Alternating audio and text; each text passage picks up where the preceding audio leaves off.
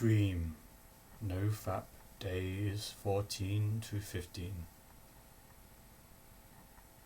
Mike and Janet were staying in that strange bungalow on Roslyn Drive, where you hardly see anyone in it.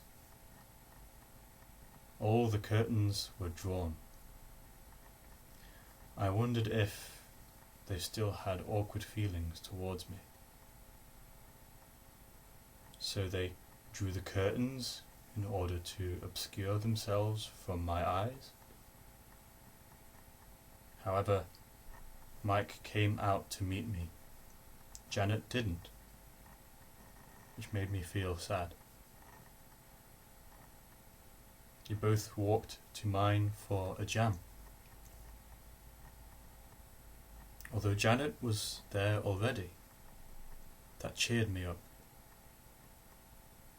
We all had dinner around the living room table, with parents and grandparents too.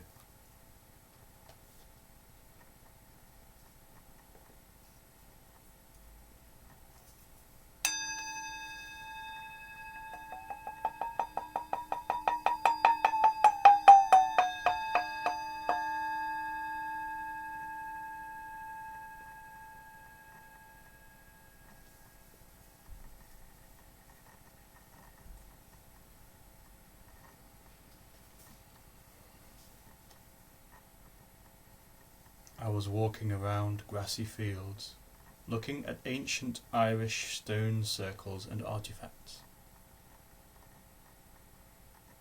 One artifact was a cup that had a specific brew and ritual associated with it. I walked into a stone building, and this ritual was being performed. There was a stone table in the middle of a circular room, with daylight streaming in through the windows. A dwarf shaman was reciting incantations, and a young gay boy was sat opposite in a tunic, looking at his watching friends, smirking nervously. He was going to drink a mixture of herbs, cocaine, alcohol and other stuff, which was supposed to have magic properties.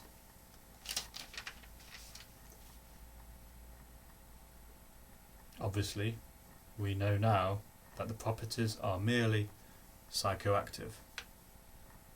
He drank it and started strutting around, showing off and posturing like he was feeling invincible.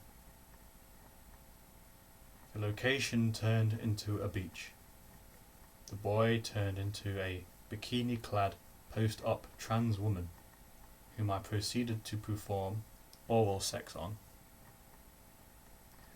I've been careful not to voluntarily indulge in sexual thoughts since I set a counter, so this was awkward.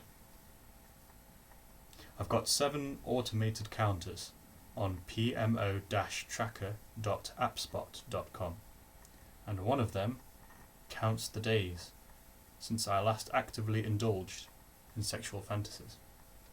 Today is day 2. Mental chastity is important in NoFap celibacy.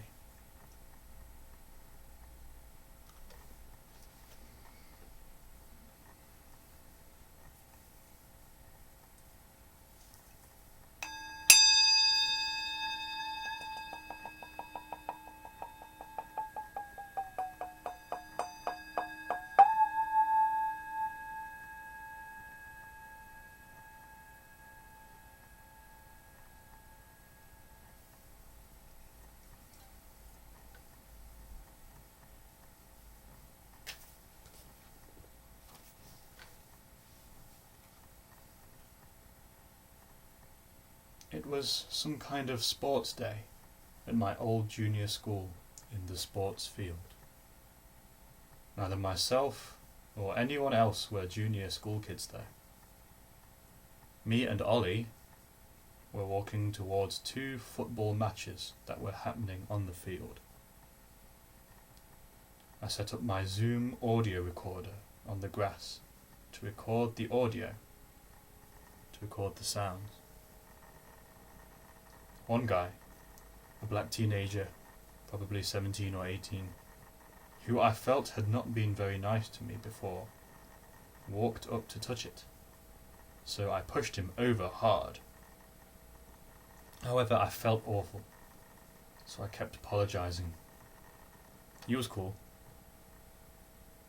I went back to a nearby hotel room, even though there isn't a hotel nearby, and chilled with a young sports lady from California in a room, and did some colouring too, probably still feeling bad about pushing that kid over unnecessarily.